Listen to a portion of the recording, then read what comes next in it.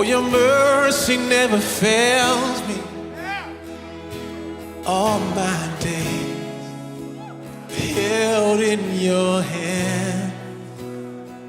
From the moment that I wake up until I lay my head, and I will sing of the goodness of God. Come on, sing it out. All my life you have been faithful. All my life you have been so good. With every breath that I am able, I will sing of the goodness of God. I'm gonna sing of the goodness. I love your voice. Sangat bersyukur kepadamu Tuhan, karena Engkau Allah yang sudah menyatakan kasih karuniamu yang begitu besar dalam setiap kehidupan kami. Terima kasih buat penyertaan-Mu, terima kasih buat karya keselamatanmu, terima kasih untuk setiap berkat-Mu. Dan saatnya Tuhan, kami mau belajar hidup kami diisi dengan benih-benih ilahi, benih-benih yang membawa kami pada kekekalan, yaitu firman-Mu. Mari Tuhan Engkau urapi kami semua, baik hamba yang berbicara bahkan kami yang mendengar. Sama-sama kami boleh mengalami berkat-berkat ilahi yang daripada-Mu. Turunkan pengurapan-Mu di tengah-tengah kami. Dan Tuhan Engkau urapi secara khusus hamba-Mu untuk menyampaikan isi hati-Mu. Biar hamba-Mu boleh menjadi saluran yang bersih Tuhan. Biar hamba-Mu boleh menyampaikan kebenaran-Mu Tuhan. Sehingga kami boleh dibangkitkan iman kami. Kami boleh dibangkitkan pengharapan kami di dalam Engkau, Allah kami. Allah yang pasti menjawab doa-doa kami. Yang pasti menyatakan jalan keluar dalam setiap pergumulan kami. Terima kasih Tuhan. Bungkus tutup kami semua dengan kuasa darah-Mu. Dan kami siap buka hati kami untuk dengar kebenaran-Mu. Di dalam nama Tuhan Yesus Kristus, nama yang berkuasa, nama di atas segala nama, kami berdoa, kami siap Tuhan. Terpujilah Engkau Bapa. Semua yang percaya diberkati Tuhan katakan amin. Beri kemuliaan buat Tuhan. Silakan duduk. Puji Tuhan. Shalom. Shalom. Kalau saya bilang shalom, damai di hati.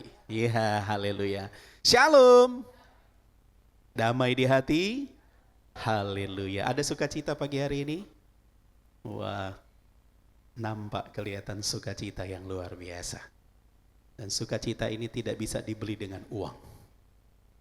Karena sukacita yang kita dapat di dalam Tuhan, itu hasil persekutuan kita dengan Tuhan. Amin. Ya, beda. Sukacita dari dunia beda dengan sukacita yang datangnya dari Tuhan. Itu sebabnya mari kita lebih lagi di dalam Tuhan. Baik, hari ini adalah hari yang spesial. Tiap anak-anak Tuhan, orang-orang yang percaya di seluruh dunia memperingati hari kenaikan Tuhan Yesus. Mari kita akan melihat kebenaran firman Tuhan di dalam Lukas 24 ayat yang ke-50 hingga ayat yang ke-53. Mari kita baca bersama-sama akan firman Tuhan ini. Sudah ketemu semuanya? Yang lain masih belum? Ya. Saya tunggu. Kalau sudah, sekali lagi kita bangkit berdiri, kita akan baca firman Tuhan ini dengan suara yang keras. 3, 2, 1. Lalu Yesus membawa mereka keluar kota sampai dekat Betania. Di situ ia mengangkat tangannya dan memberkati mereka. Dan ketika ia sedang memberkati mereka, ia berpisah dari mereka dan terangkat ke sorga. Mereka sujud menyembah kepadanya, lalu mereka pulang ke Yerusalem dengan sukacita. Terus mereka bait Allah dan memuliakan Allah. Terima kasih, silakan duduk. Baik, sebelum kita akan lanjut, saudara, mari kita akan lihat klip video bagaimana Yesus naik ke sorga.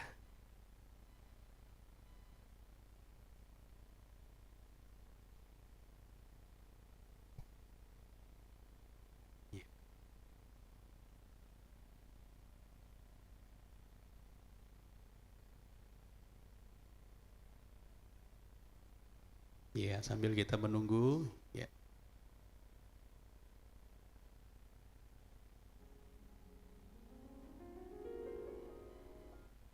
Kematian tidak mampu menahan tubuh Tuhan Yesus di dalam kubur. Dan pada hari yang ketiga ia bangkit dari antara orang mati. Sesudah kebangkitannya, selama 40 hari ia berulang-ulang kali menampakkan diri kepada murid-muridnya. Dan menjelang kenaikannya ke sorga, Tuhan Yesus pun berpesan kepada para murid. Jangan meninggalkan Yerusalem. Kisah Para Rasul 1 ayat 4 dan perintah memberitakan Injil. Markus 16 ayat 15.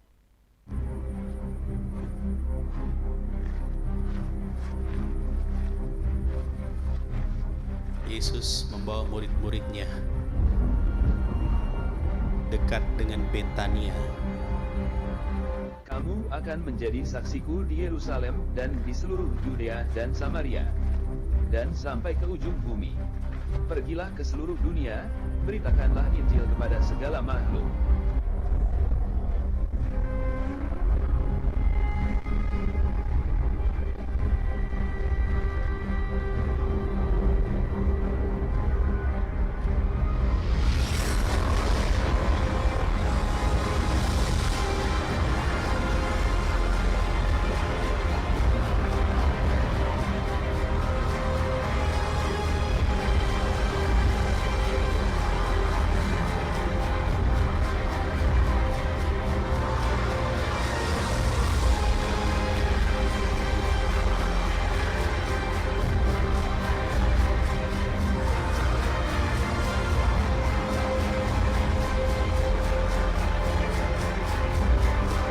Sesudah ia mengatakan demikian, terangkatlah ia disaksikan oleh murid-muridnya. Dan awan menutupnya dari pandangan mereka. Ketika mereka sedang menatap ke langit waktu ia naik itu, tiba-tiba berdirilah dua orang yang berpakaian putih dekat mereka, dan berkata kepada mereka, "Hai orang-orang Galilea, mengapakah kamu berdiri melihat ke langit? Yesus ini, yang terangkat ke sorga meninggalkan kamu, akan datang kembali dengan cara yang sama seperti kamu melihat dia naik ke sorga. Karena itu pergilah, jadikanlah semua bangsa muridku, dan baptislah mereka dalam nama Bapa dan Anak dan Roh Kudus. Dan ajarlah mereka melakukan segala sesuatu yang telah kuperintahkan kepadamu. Dan ketahuilah, aku menyertai kamu senantiasa sampai kepada akhir zaman." Matius 28 ayat 20. Amin, puji Tuhan. Saudara, satu peristiwa yang sangat luar biasa, dan ini bukan settingan, ya, beda dengan di film. Tetapi benar-benar Yesus, dia terangkat ke sorga, dilihat oleh para muridnya. Jadi ini kesaksian nyata, saudara, yang membuktikan siapa Yesus. Saudara, ada 5 peristiwa yang perlu kita ingat sepanjang hidup kita. Di dalam sejarah membuktikan siapa Yesus. Sejak dari kelahiran Yesus merupakan titik awal kehidupan. Saat Yesus datang, dunia ada dalam kegelapan dan dia memberikan terang. Yang kedua, yang perlu kita ingat dalam kehidupan kita, di mana saat kita memperingati kematian Kristus, Tuhan mengingatkan bahwa kehidupan setiap manusia menuju titik akhir, yaitu kematian. Ada titik awal, ada titik akhir. Kita akan mengalami kematian.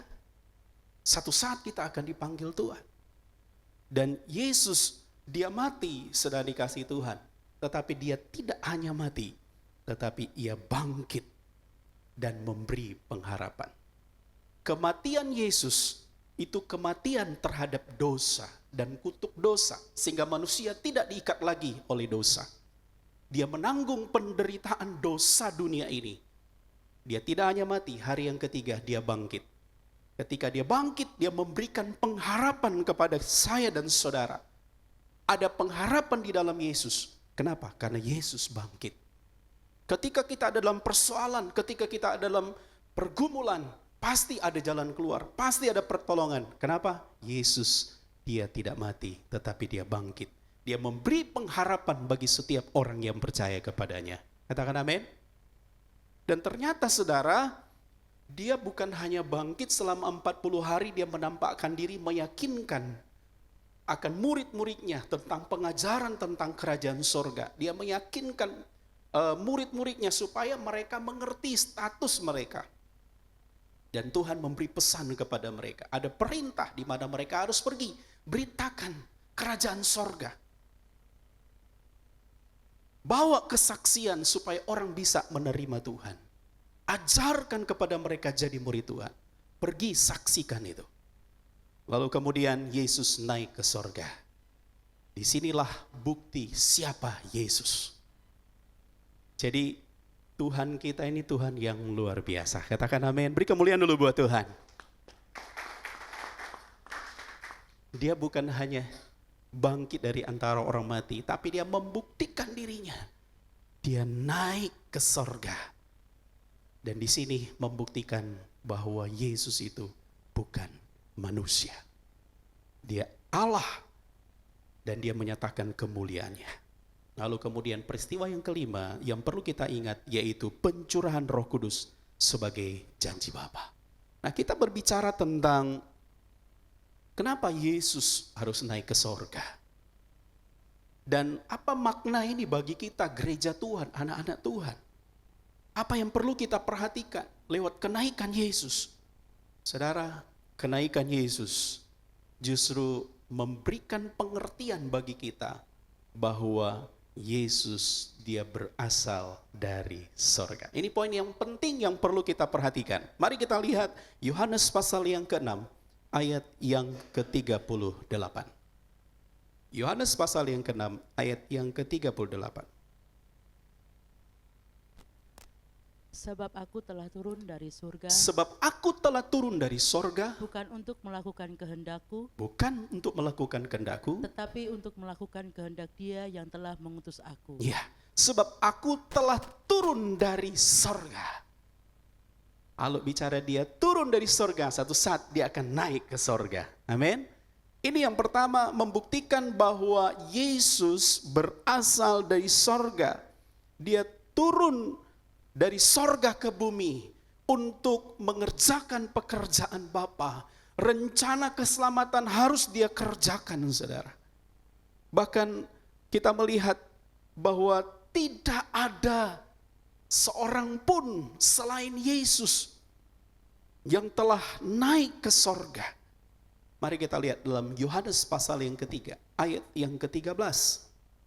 Yohanes 3 ayat 13, tidak ada seorang pun yang telah naik ke surga selain daripada Dia yang telah turun dari surga, yaitu anak manusia. Anak manusia. Jadi Yesus berbicara tentang kenaikannya. Dia menyatakan diri, dia datang dari sorga. Dia turun dari sorga ke dunia. Dan hanya dia sendiri yang akan naik ke sorga. Tidak ada seorang pun yang telah naik ke sorga selain daripada dia yang telah turun dari sorga, yaitu anak manusia. Siapa namanya? Siapa namanya? Iya. Jadi saudara harus punya keyakinan, kesungguhan, ya. Yesus dia dari sorga, dia turun ke dunia dan dia kembali ke sana. Itu sebabnya kita melihat hal ini menunjukkan bagi kita bahwa Yesus dia menunjukkan jalan menuju ke sorga. Amin. Yohanes pasal 14 ayat yang ke-6 berkata apa? Kata Yesus kepadanya, Akulah jalan dan kebenaran dan hidup. Tidak ada seorang pun yang datang kepada apa? Kalau tidak melalui aku, kata Yesus. Akulah jalan. Jadi Yesus datang dari sorga ke bumi, dia menyatakan rencana untuk keselamatan supaya orang mengikuti jalannya. Supaya kita bisa sampai,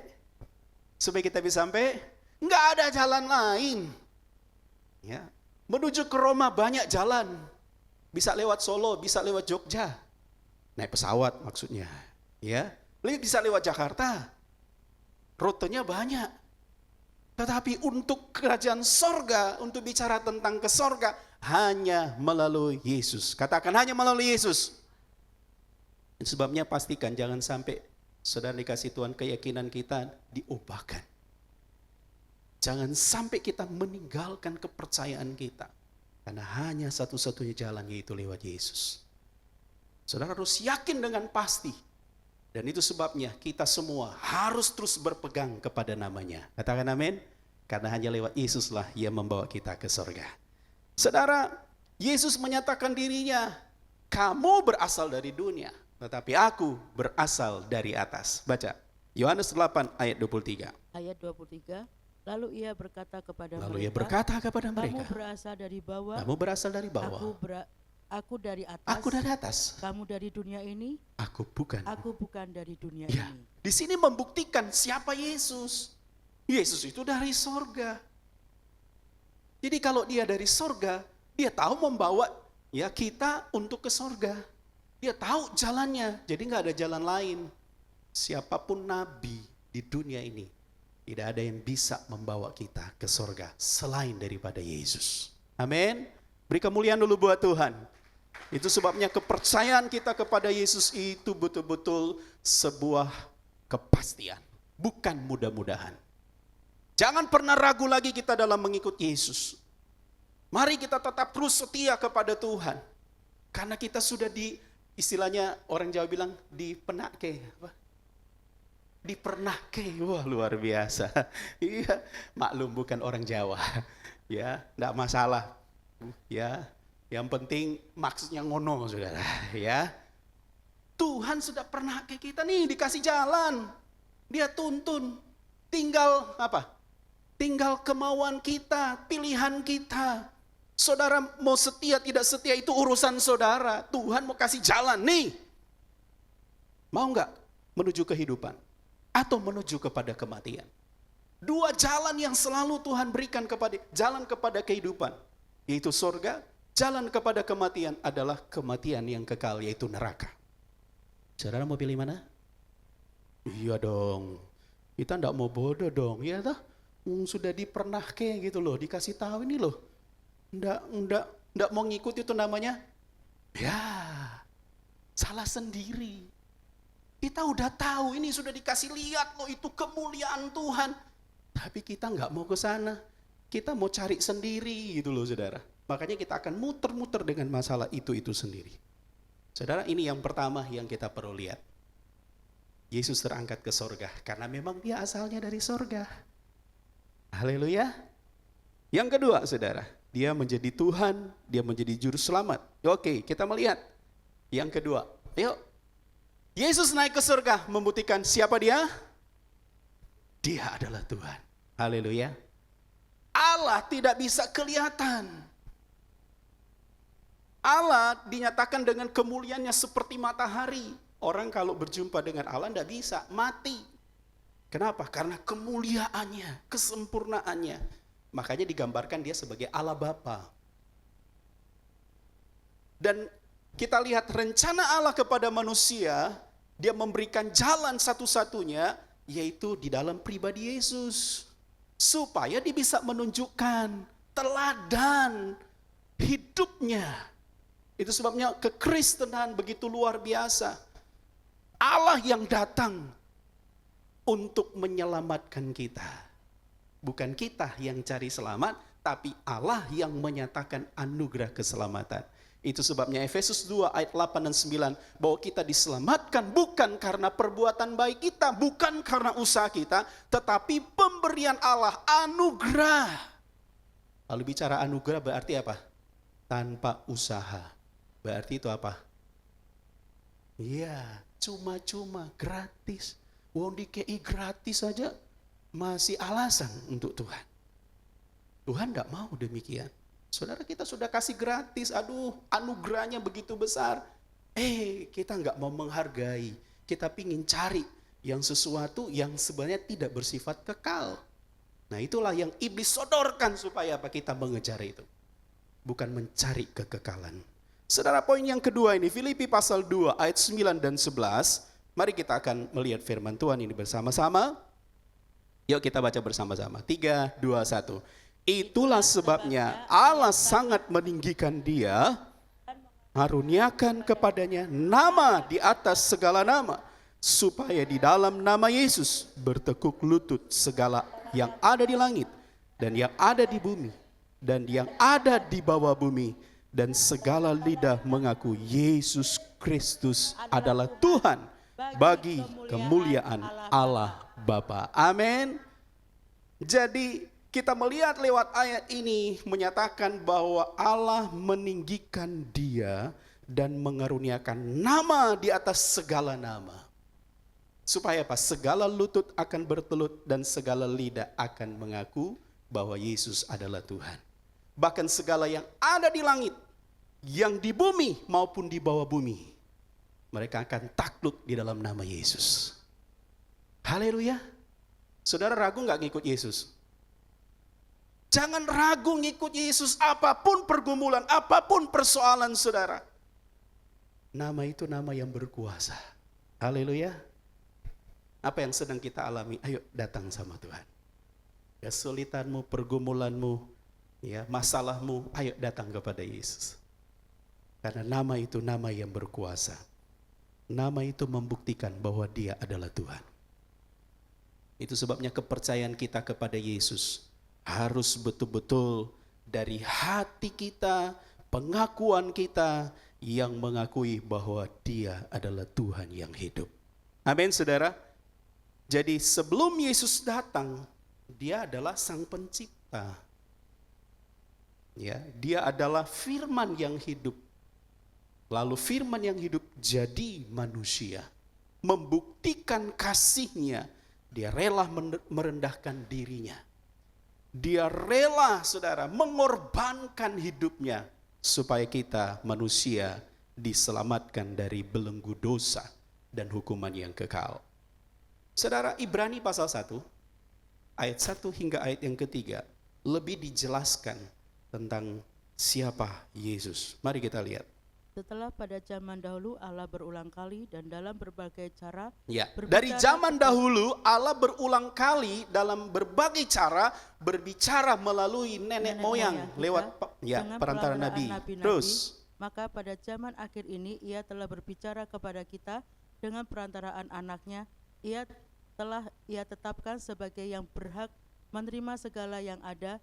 Oleh Dia Allah telah menjadikan alam semesta. Ia adalah cahaya kemuliaan Allah. Ia adalah cahaya kemuliaan Allah. Dan gambar wujud Allah. Gambar wujud Allah. Dan menopang segala yang ada dengan firman-Nya. Yang penuh kekuatan. Kekuasaan maksudnya. Dan setelah Ia selesai mengadakan penyucian dosa, Ia duduk di sebelah kanan yang maha besar di tempat yang tinggi. Amin. Setelah mengadakan penyucian dosa lewat kematiannya, lah Dia bangkit dan Dia naik duduk di sebelah kanan yang maha besar di tempat yang tinggi. Amin. Duduk di sebelah kanan ini bicara tentang kekuasaan. Ya. Jadi ini bicara bagaimana Dia memiliki otoritas. Itu sebabnya kita sangat bersyukur karena Dia adalah gambar wujud Allah, lebih tinggi dari segala malaikat. Ini sebabnya Yesus nggak bisa disamakan dengan malaikat. Dia adalah pribadi Allah, Sang Pencipta yang wujudnya di dalam Yesus. Amin. Kita bisa melihat Yesus, kita sudah melihat Allah. Saudara, murid-muridnya bertanya, Tuhan tunjukkanlah jalan itu. Yesus berkata, ya kalau kamu percaya kepadaku, ya kamu sudah melihat Bapa. Tunjukkan Bapa itu kepada kami. Jadi kalau engkau melihat aku, kamu sudah melihat Bapa. Nah kalau di zaman sekarang ini bagaimana? Saudara, ikuti aja firman Tuhan. Maka kita akan dibawa pada pengenalan akan Tuhan. Amin.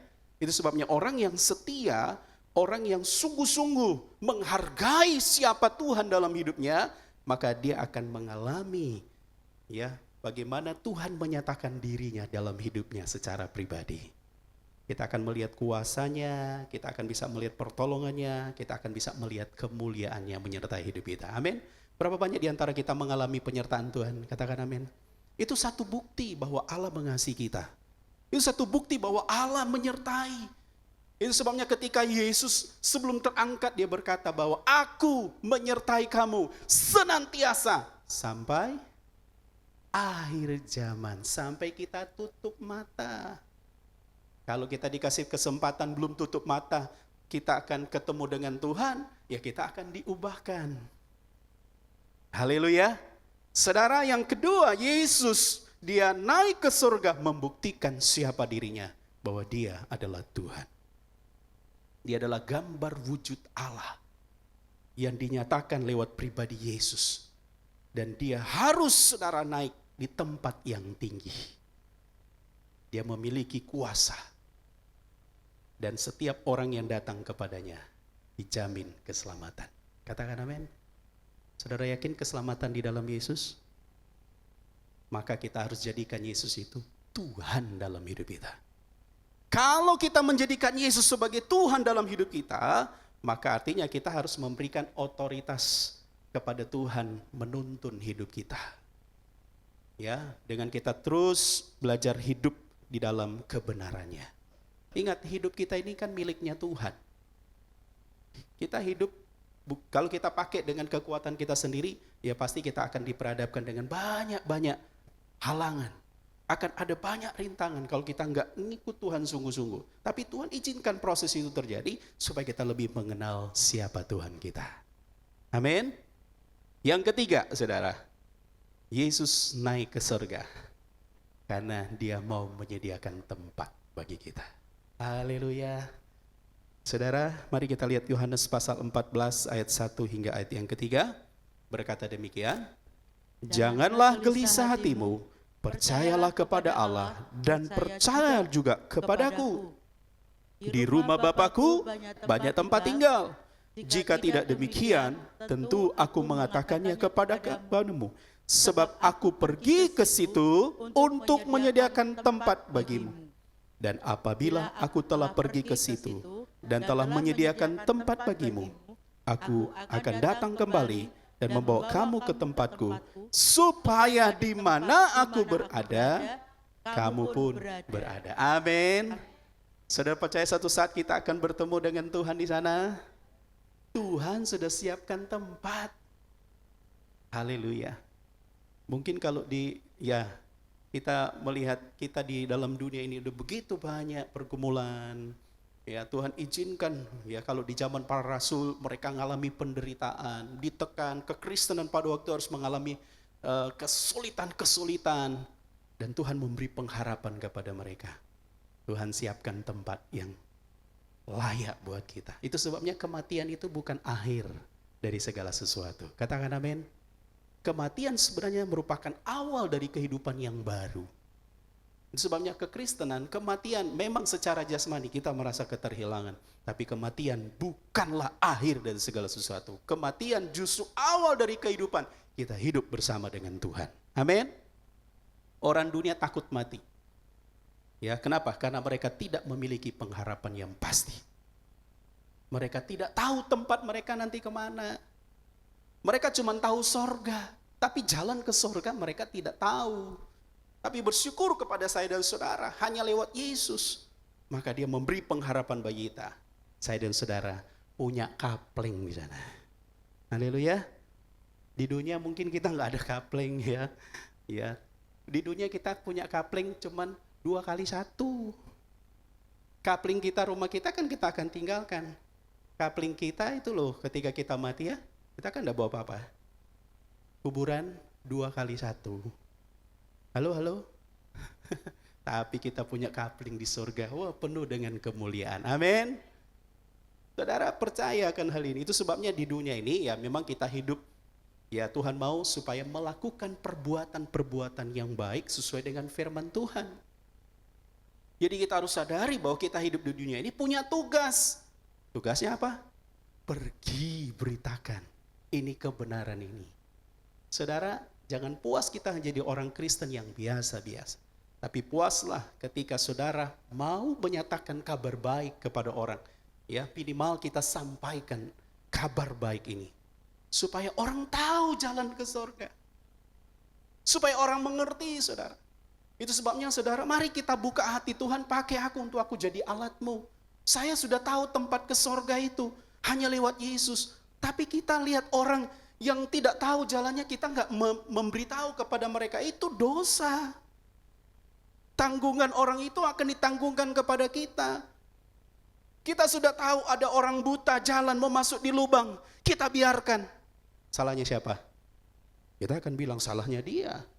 Dia buta, udah lihat. Tapi Tuhan tahu, kita yang tahu, kita akan dituntut pertanggungjawaban. Itu Yeskiel katakan demikian. Ya, jadi kepada kita yang tahu kebenaran, tapi kita tidak memberitahu kepada mereka, dosa mereka tertanggung kepada kita.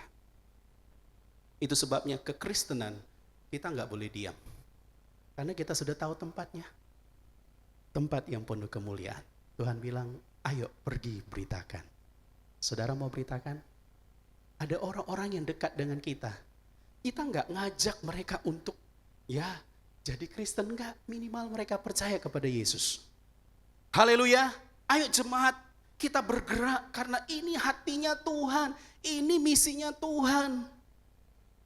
Dia saja rela dari surga turun ke bumi untuk menyelamatkan kita. Nah sekarang tugas itu Tuhan berikan kepada kita. Kita yang sudah tahu nanti kita mati, kita tahu alamatnya ke surga. Nah maka kita perlu beritahu kepada mereka. Amin. Saudara mau? Saudara mau? Ayo pastikan, wong kita sudah ngerti alamatnya. Saya percaya orang kalau tahu alamatnya dia tidak akan ngemuter-muter. Ya. Tapi saudara, kalau Google Map itu bisa salah. Ya.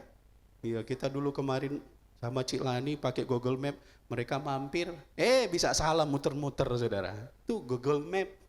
Ya. Pakai teknologi aja bisa salah, tapi kalau kita pakai di dalam nama Yesus jalannya pasti nggak salah. Haleluya, beri kemuliaan dulu buat Tuhan. Katakan Tuhan sudah siapkan tempat buat saya. Jadi kalau Tuhan panggil kita besok, halo, saudara siap? Halo, pasti.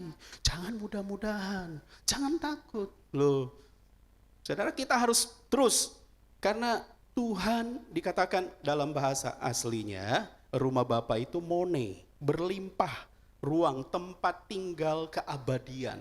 Tuhan sudah siapkan bagi kita. Ada kapling, haleluya, penuh dengan kemuliaan. Itu sebabnya sudah dikasih Tuhan, Yesus dia harus naik ke surga untuk menyiapkan tempat bagi kita. Dia sebagai perintis jalan. Itu sebabnya kita harus terus fokus kepada Tuhan. Dia yang membuka jalan bagi kita. Hargai pengorbanannya. Lewat apa? Cara hidup kita. Saudara datang ke ibadah itu salah satu saudara menghargai pengorbanan Kristus. Saudara sedang menghargai bahwa dia betul-betul mempersiapkan jalan buat kita. Dia mempersiapkan tempat bagi kita. Apapun yang kita lakukan dalam dunia itu akan mempengaruhi tempat kita di sana. Saudara kalau dapat jiwa bagi Tuhan, itu mahkota loh buat kita. Haleluya. Paulus berkata kepada jemaat-jemaat yang dia menangkan, kamu adalah mahkotaku, kemuliaanku. Kenapa? Karena dia bisa menangkan mereka, dibawa kepada pendewasaan secara rohani. Jadi dia mendengar aja kabar jemaat ini bagaimana setia, ketaatan, wah dia sudah terhibur. Ini sebagai hamba Tuhan. Karena dia tahu. Jadi saya dan saudara, mari saudara, kita terus maju di dalam Tuhan. Katakan amin. Katakan amin. Jangan pernah ragu lagi ngikut Tuhan. Amin. Yang keempat, dia naik ke surga supaya dia bisa mencurahkan rohnya kepada kita. Yohanes 16 ayat yang ke-7 berkata demikian.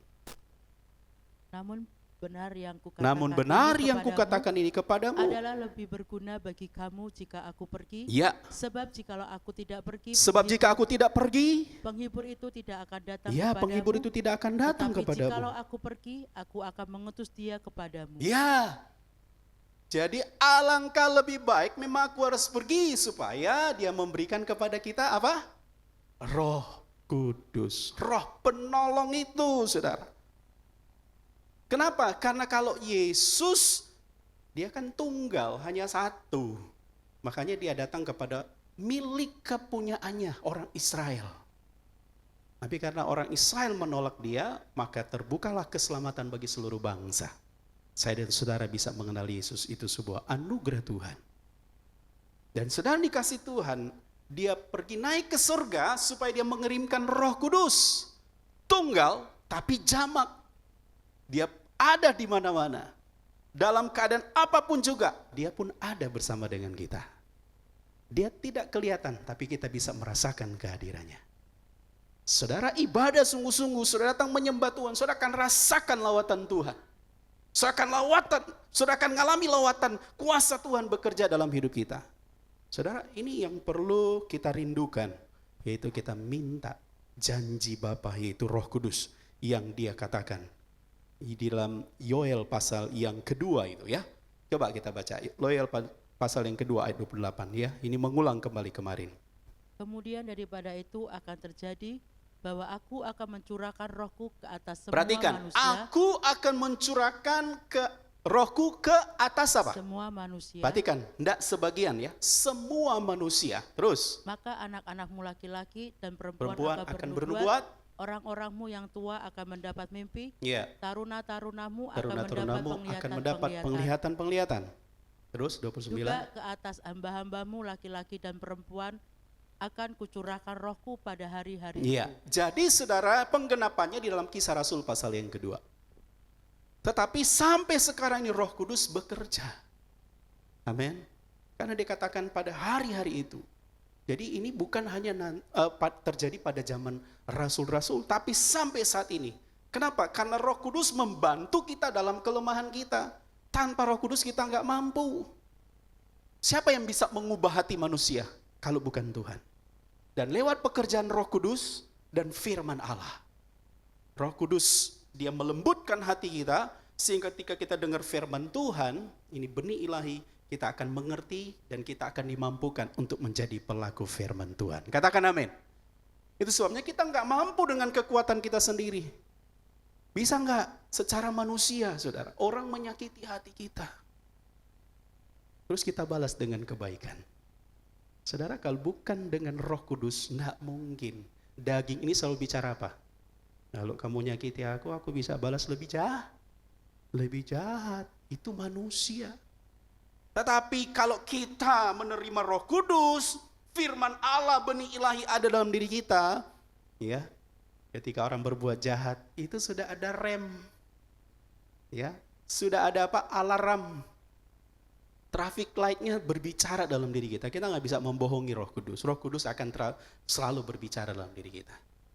Saudara dikasih Tuhan, Tuhan mau genapkan itu bagi kita. Roh Kudus akan dicurahkan bagi kita, yaitu roh kebenaran. Roh itu akan memimpin kita kepada seluruh kebenaran. Yohanes 16 ayat yang ke-13. Tetapi apabila ia datang, Ya. yaitu roh kebenaran, Roh kebenaran, ia akan membimbing kamu ke dalam seluruh kebenaran, terus sebab ia tidak akan berkata-kata dari dirinya sendiri, tetapi segala sesuatu yang didengarnya, itulah yang akan dikatakannya, itulah yang akan dan dikatakannya. ia akan memberitakan kepadamu hal-hal yang akan datang. Hal-hal yang akan datang, katakan amin. Saudara kalau sudah mengalami pengurapan Roh Kudus, saya percaya saudara tidak akan takut, khawatir tentang masa depan kita. Tuhan yang akan menuntun kita. Roh kebenaran itu akan memimpin kita kepada seluruh kebenaran. Itu sebabnya saudara, Yesus harus terangkat ke surga. Dan dia katakan, dia akan memberikan roh penolong itu kepada kita. Itu sebabnya ketika murid-murid melihat kemuliaan, dia terangkat ke surga. Saudara, ya tadi digambarkan seperti ada angin kencang, ada cahaya kemuliaan, lalu kemudian dia terangkat. Dia melawan gravitasi bumi. Ingat, gravitasi bumi dia selalu apa? Turun ke bawah, ya kan? Tapi ini dia terangkat, itu dengan kuasa ilahi, saudara. Enggak ada, saudara, manusia bisa demikian, kecuali Apollo. Dia pakai mesin, tapi ini enggak pakai mesin, dia terangkat sendiri. Luar biasa enggak? Dahsyat enggak, saudara? Dahsyat enggak? Coba ngomong sebelah kanan, Tuhan kita dahsyat. Nah, kalau Tuhan Yesus hanya menyatakan kemuliaannya, saudara, apa yang terjadi pada waktu itu? Yesus mengangkat tangan, lalu kemudian terangkat. Dikatakan di situ, murid bersukacita. Haleluya. Saudara, kematian, kebangkitan, kenaikan Yesus harus memberi sukacita bagi kita. Amin. Karena kita pasti punya masa depan yang cerah, bukan masa depan yang suram. Boleh kita jatuh, tapi Tuhan akan angkat kita kembali. Karena firman Tuhan dengan jelas berkata, 7 kali orang benar jatuh, tapi ia akan bangkit pula. Dia akan memberi pengharapan. Saudara, kejatuhan kita menjadi pembelajaran. Tapi terus harus kita fokus. Satu saat kita akan lihat Tuhan akan ngangkat hidup kita. Saudara, murid-murid ketika mereka melihat kemuliaan itu, diteguhkan lagi oleh malaikat Tuhan. Hai orang Galilea, apa yang kamu lihat? Yesus terangkat ke sorga. Demikian dia akan datang kembali. Haleluya. Setelah itu mereka pulang. Apa yang terjadi kepada murid-muridnya? Terjadi sebuah perubahan. Setiap hari mereka ada di bait Allah. Terus kemudian apa? Selalu memuliakan Allah. Orang sudah mengalami kebangkitan Kristus. Orang yang benar-benar percaya bahwa dia adalah Tuhan dalam hidupnya. Maka sudah dikasih Tuhan, dia selalu ada di bait Allah. Di bait Allah di sini artinya dia selalu membangun persekutuan dengan Tuhan. Itu sebabnya mari kita terus bangun persekutuan dengan Tuhan. Bukan 1 minggu 1 kali. Setiap dan memuliakan Allah. Artinya dari sikap, cara hidup kita. Ayo kita muliakan Tuhan. Jadi berkat. Ya. Mari kita menjadi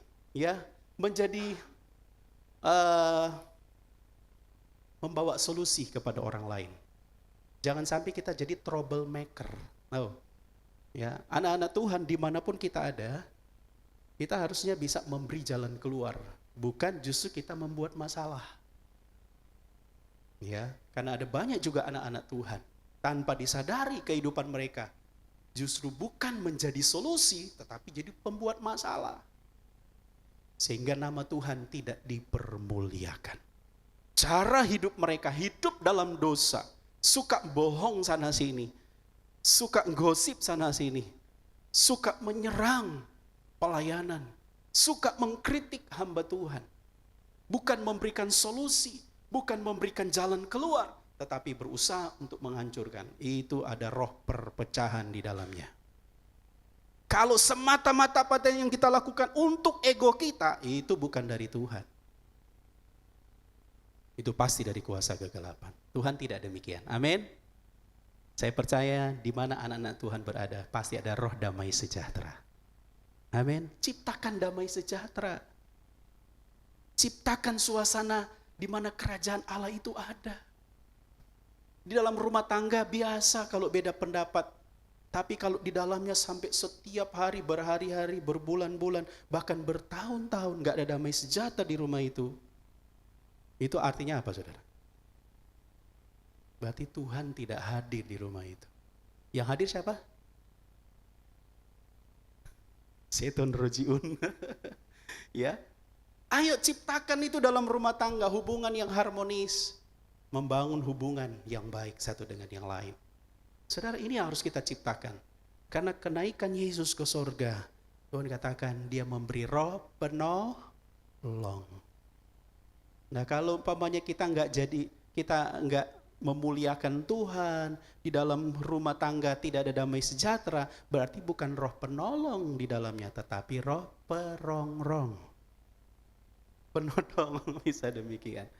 Ayo, mari sedang dikasih Tuhan, kenaikan Yesus ke sorga justru menyatakan bahwa Yesus asalnya dari sorga, dia adalah Tuhan, dia menyediakan tempat, dia mencurahkan roh penolong bagi kita, sehingga kita akan rindu untuk bersekutu. Ada di dalam bait Allah. Kita rindu hidup kita untuk tetap terus memuliakan Tuhan. Amin. Pastikan dalam diri kita suka bersekutu dengan Tuhan. Amin. Ayo saudara terus cari Tuhan. Kesempatan yang Tuhan berikan, ini adalah kesempatan yang terbaik. Ketika Tuhan masih memberi kita kesehatan, ayo lakukan bagian kita untuk apa? Kita terus mencari Tuhan. Makanya ada lagu berkata apa? Hidup ini adalah kesempatan. Selama Tuhan memberi kesempatan, ayo lakukan yang terbaik buat Tuhan. Apa yang bisa kita lakukan buat Tuhan supaya nama Tuhan dipermuliakan? Praktek kehidupan, lakukan perbuatan baik. Oleh karena kita mau balas cinta kasih Tuhan. Belum seberapa yang kita berikan buat Tuhan. Tapi mari berikan hidupmu yang terbaik. Mari Bapak Ibu sudah dikasih Tuhan, lewat kenaikan Yesus, memberi sebuah keyakinan yang sungguh. Memberi satu motivasi untuk kita lebih lagi setia kepada Tuhan. Saudara nggak sia-sia ikut Tuhan. Saudara nanti akan lihat perbedaan. Ya, orang yang hidup sungguh-sungguh di dalam Tuhan dan orang yang tidak sungguh-sungguh dalam Tuhan. Saya percaya orang yang sungguh-sungguh dalam Tuhan, kehidupan rohaninya akan bertambah naik. Mungkin bisa jatuh, tapi dia akan semakin naik. Grafiknya anak-anak Tuhan kadang-kadang kita ini bisa turun sebentar, enggak turun langsung ya. Tapi kita bertobat, naik lagi saudara. Dan di sana kita akan mengalami pengalaman-pengalaman pribadi dengan Tuhan. Dan saudara akan mengakui, Tuhan engkau Allah yang luar biasa. Mampukah kita berkata, Tuhan engkau Allah yang luar biasa, Allah yang hidup, Allah yang selalu memberikan jalan keluar dalam kehidupan kita. Ketika saudara terus berpengharapan dalam Tuhan, saudara akan lihat mujizat Tuhan. Saudara akan lihat pertolongan Tuhan dalam hidup kita. Jangan pernah khawatir, jangan pernah takut. Dia menyertai kita sampai kesudahan alam ini. Amin.